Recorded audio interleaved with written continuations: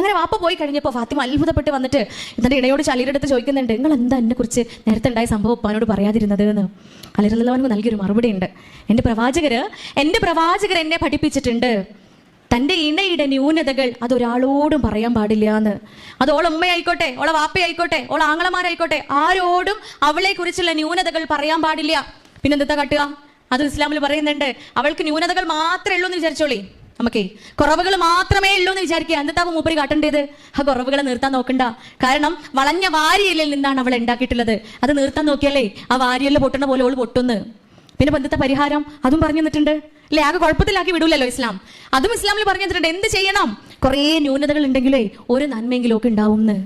ഒരു നന്മയെങ്കിലും ചമ്പക്കുത്താർക്കും ഇടവണ്ണക്കാർക്കും നിലമ്പൂരാർക്കും ഒക്കെ ഉണ്ടാവും. ഇപ്പോൾ പെണ്ണുങ്ങൾക്കേ ഒരു നന്മയെങ്കിലും നമുക്ക് ഉണ്ടാവും. ആ നന്മയിലേക്ക് നോക്കിക്കൊണ്ട് സംതൃപ്തി അടയുവാനാ ആരോട് പറയണത്?